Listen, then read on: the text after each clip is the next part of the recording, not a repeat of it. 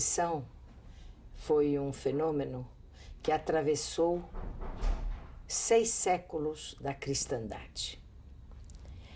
Ela iniciou-se na Idade Média, com a intenção de buscar as heresias, isto é, as contestações ao catolicismo.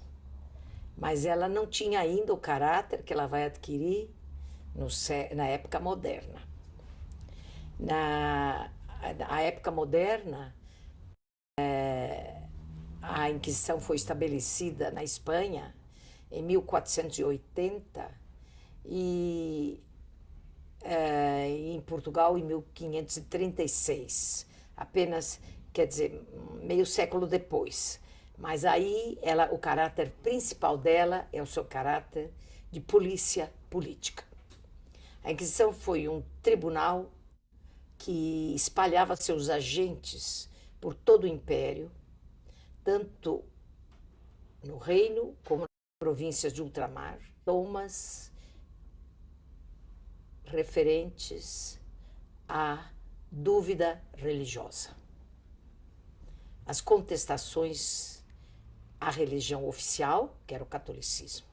A única religião permitida em todo o império, tanto o espanhol como o português, era a religião católica. Nenhuma outra religião era permitida. E qualquer dúvida, qualquer expressão de crítica, qualquer contestação, qualquer ideia, qualquer pensamento que não fosse de acordo com a doutrina oficial do catolicismo era considerado herética. Portanto, o tribunal, quando ele se estabeleceu tanto na Espanha como em Portugal, por desejo do rei. E tanto foi um tribunal religioso, como foi um tribunal político, porque Estado e Igreja estavam relacionados a tal ponto que os bens confiscados aos hereges, quer dizer, os suspeitos de heresia, metade revertia para a coroa e metade revertia para a Igreja. O Tribunal da Inquisição teve como seu objetivo principal atingir a classe média. A classe média que representava uma burguesia incipiente que estava em ebulição, em efervescência e que estava se lançando na Península Ibérica. E essa burguesia era principalmente constituída de portugueses ou espanhóis de origem judaica, que depois da conversão forçada, que se deu em 1497 em Portugal, quando todos os judeus foram obrigados a aceitar o batismo, foram agarrados pelas barbas e pelos cabelos e foram levados para a pia batismal e foram tornados católicos. A partir dessa data, a sociedade portuguesa, e a espanhola também, só que o fenômeno espanhol é um pouco diferente do português. O fenômeno português, a partir de 1497, a sociedade portuguesa ficou dividida entre cristãos novos, que eram recém-convertidos, e os cristãos velhos, que eram os antigos cristãos.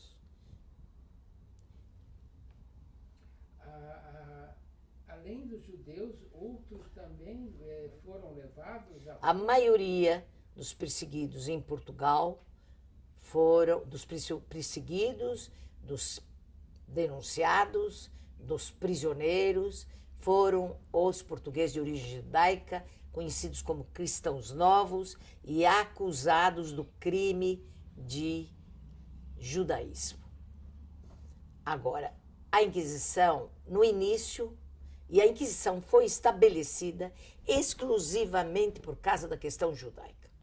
A Inquisição foi uma instituição claramente voltada para o problema judeu.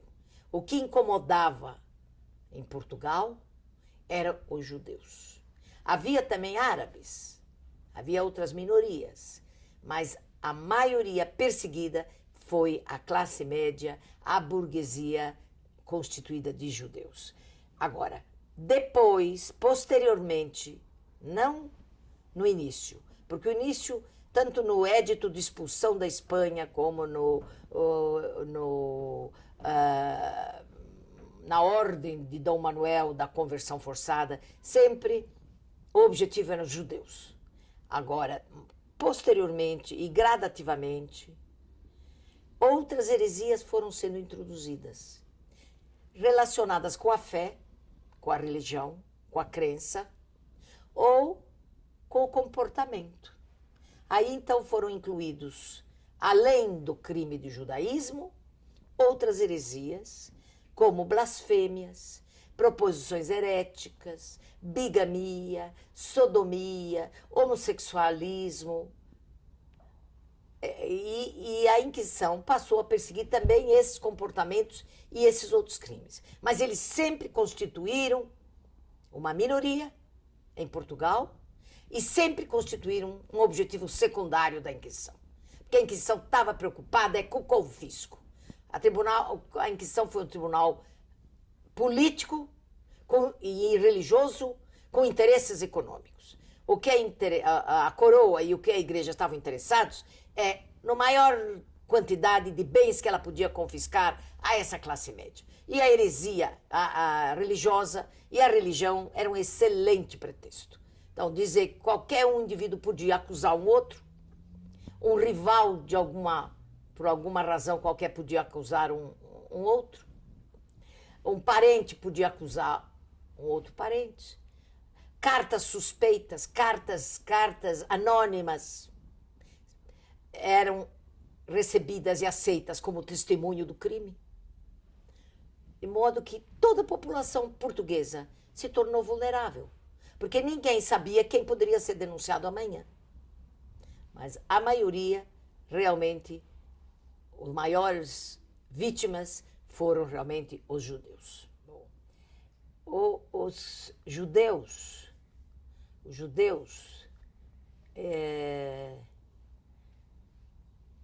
são antiquíssimos na Península Ibérica. As notícias que nós temos sobre a presença dos judeus na Espanha e Portugal são muito antigas, remontam, às vezes até antes de Cristo. Eles constituíam realmente, em Portugal, uma classe média com um nível de vida bastante confortável. E isso suscitou, e eram homens engajados no comércio, os homens engajados eles eram artesãos e, além disso, alfabetizados, de modo que eles possuíam um nível muito acima da média da população cristã. Durante o tempo em que eles eram judeus, durante 15 séculos, eles viveram em Portugal como judeus. E parece que, em comparação com a vida dos judeus fora da Península Ibérica, a situação dos judeus em Portugal e na Espanha era única. Em nenhum lugar da Europa eles viveram em condições tão favoráveis como eles viveram na Espanha e em Portugal. Eles tinham as suas judarias, os seus bairros, onde eles viviam livremente. Eles praticavam a sua religião com a maior liberdade. Eram homens de prestígio e homens até colocados em situações de mando dentro do país, dentro de Portugal. Por exemplo, para dar um exemplo, no governo de Dom Dinis, século XIV, o mais importante judeu da comunidade, que era o Rabino Mor, Moisés Navarro, ele ao mesmo tempo é o ministro das finanças do rei.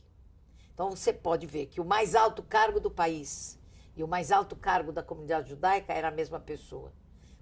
Isso mostra o respeito que os monarcas portugueses tinham pelos judeus. Os judeus viveram nessa situação privilegiada. Portugal, nós não temos notícias, raramente, de explosões contra as comunidades judaicas. Em geral, eles viveram numa situação de cordialidade e de coexistência com as outras minorias árabes e cristãs. Os monarcas portugueses eram monarcas extremamente avançados, extremamente inteligentes e lúcidos, e eles conheciam o valor desta população judaica e utilizavam-os para os seus serviços. Então nós temos eruditos, temos pessoas de prestígio, temos até, quando foi constituída a monarquia portuguesa e Afonso Henriques conquistou Santarém, nós temos o homem que o ajudou na conquista e que depois teve o privilégio de utilizar o título de Dom, é Dom Yahia ibn Yahia. Ele ajudou o rei Afonso Henriques a conquistar Santarém, que foi quando se deu a separação de Portugal da Espanha. Até o fim do século XV, os judeus tiveram essa situação privilegiada em Portugal. Apesar de, nas reuniões das cortes, constantemente o terceiro Estado apresentava queixas. Cada vez e cada ano, na reunião das cortes, aumentavam as queixas contra os judeus, dizendo que eles tinham os melhores postos, que eles tinham melhores posições, os melhores empregos, e que eles eram favorecidos pelo rei. E, sucessivamente, essas queixas aumentaram, até que, em fim do século XV, em 1497, o rei Dom Manuel, pressionado pelos reis católicos, ordenou que todos os judeus fossem obrigados a se tornarem católicos. Bom, aí tem uma história muito bonita que eu muitas vezes conto para meus alunos, que é a seguinte. Em 1492, o ano que Colombo consta como descobridor da América, os reis católicos ordenaram a expulsão de todos os judeus da Espanha.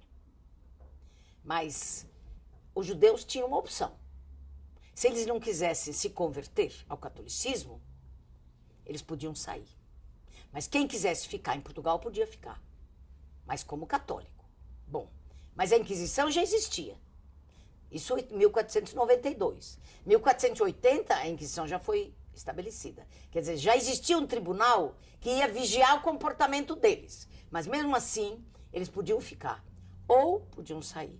Praticamente a metade optou para sair e a outra metade resolveu converter-se e ficar nos reinos espanhóis.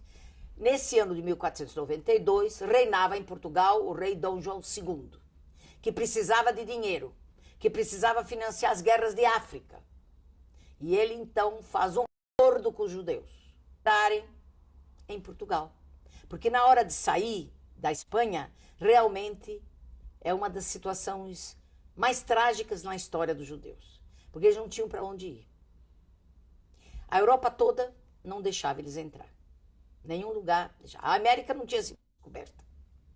Eles não tinham para onde ir. Eles não tinham muita opção. O rei deu opção, pode sair, mas para onde? Então, saíram.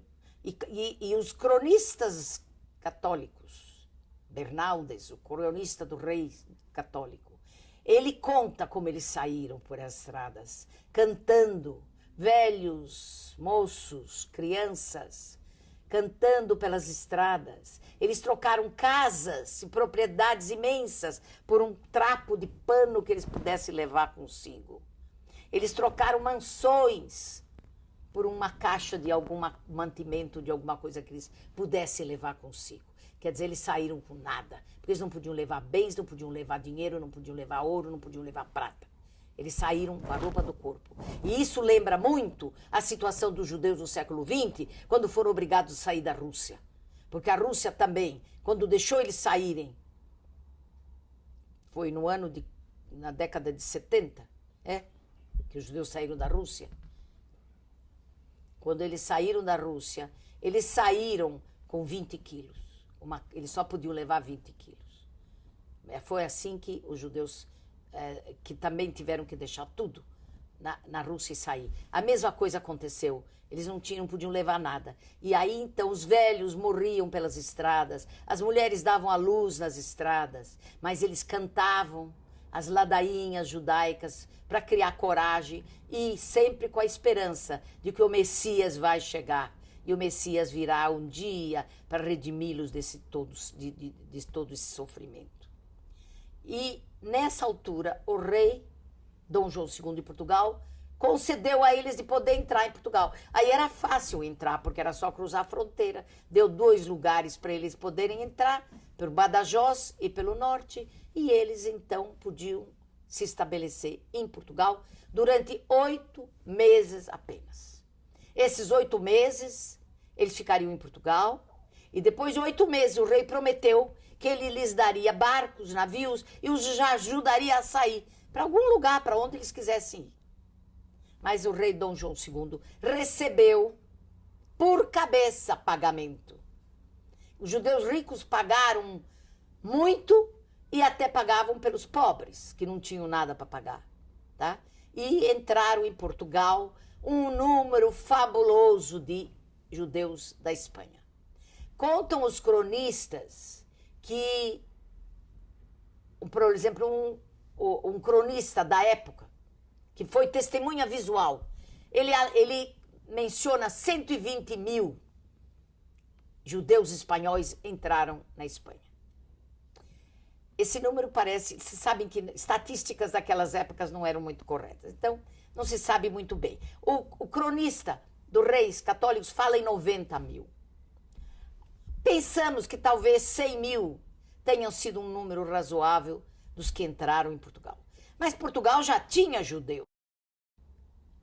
Já também é aproximado. Entre 30 mil ou 50 mil, entre um e outro, talvez. O mínimo seria 30 mil, o máximo 50 mil. Já viviam em Portugal.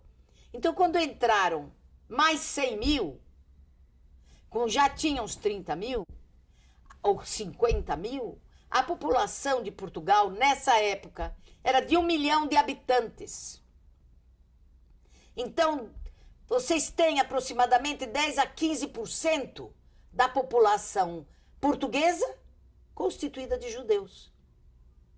Vocês imaginem o que significou isso para Portugal. Uma população alfabetizada, altamente qualificada, homens de negócios, comerciantes, homens ilustres, eruditos, pensadores, filósofos, geógrafos. O que significou isso para Portugal? Mas Dom João II recebeu dinheiro e deixou eles ficar 8 meses. E depois de 8 meses não cumpriu a sua promessa, não deu os navios prometidos e não deixou eles sair. Os mais pobres ele vendeu como escravos. E os judeus ficaram morando em tendas, porque vocês imaginam que não haveria casas para essa quantidade de gente que tinha imigrado. Então, eles constituíram tendas nas fronteiras e ficaram morando nessas tendas, que até hoje se chama o Vale das Cabanas. Eles armaram as cabanas. E aí eles ficaram em Portugal. Os que tinham meios e conseguiram fugir, fugiram. Havia um grupo de pessoas que conseguiram fugir. Os que não conseguiram ou foram vendidos como escravos, os mais ricos conseguiram se estabelecer e lá ficaram em Portugal.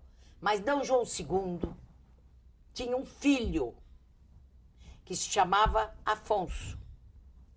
E os reis católicos, esse rei Afonso, foi negociado o casamento com a filha dos reis católicos. Vocês sabem das alianças que fazia-se nessa época de um estado com o outro. Então, o rei católicos, a filha deles chamava-se Isabel. E ela, então, foi destinada a casar-se com o filho de Dom João II, o príncipe Afonso. Foram feitos todos os arranjos e o rei Dom João II pediu ao duque de Beja, futuro rei Dom Manuel, mas naquele tempo ele era duque de Beja, a ir às portas de Lisboa receber a princesa para casar-se com o príncipe Afonso. E quem foi receber a princesa? O duque de Beja se apaixonou por ela. Aí tem um lindo romance, porque ele naturalmente recebeu-a e entregou-a ao príncipe, e as bodas levaram 3 dias. Foram festas e festas intermináveis, dias e noites. Gastaram-se fortunas do dinheiro que tinha entrado dos judeus para fazer esses casamentos. O rei Dom João II usou esse dinheiro e, depois de 2 anos, o príncipe Afonso cai do cavalo e morre. E morre Dom João II, o rei. A princesa volta para Portugal. E sobe ao trono. Quem? O Duque de Beja, com o título de Dom Manuel I, que é o venturoso rei da descoberta do Brasil. Então ele sobe ao trono, e quando ele sobe ao trono, a velha paixão que ele tinha pela princesa, que foi embora, voltou naturalmente a perturbá-lo. E ele pede que quer casar com ela. Aí é que se dá um golpe político dos reis católicos. Fernando impõe uma condição. Ele dá a mão da filha para o rei Dom Manuel, mas com uma condição: que expulse todos os judeus de Portugal. Por que que Dom Fernando fez isso? Porque ele tinha percebido o desastre que significava para ele enriquecer o país vizinho com uma população tão talentosa e tão dinâmica como era essa comunidade judaica. Fernando percebeu isso. Depois de ele expulsá-los, ele percebeu. E aí você sabe que Portugal e Espanha sempre foram rivais. Então, ele percebendo isso, ele impôs, muito bem, mas que expulse os judeus. Dom Manuel assina a cláusula de casamento no dia 5 de dezembro de 1496, que ele vai expulsar todos os infiéis, árabes e judeus, de Portugal, para casar com a princesa.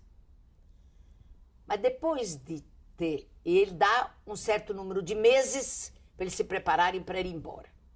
Agora, Dom Manuel estava iludido, que a maioria ia querer ficar. Primeiro, não tinha para onde ir. Segundo, como é que eles iam? Eles estavam lá já estabelecidos, lá em Portugal, com a língua já, conheciam o idioma, não é? E ele estava iludido que eles não iriam sair, que eles iriam aceitar o batismo e iam ficar. Então, ele impôs que eles se batizassem. Mas ele se assustou quando ele viu milhares de judeus nos portos de Lisboa querendo sair, querendo ir embora e não querendo se batizar.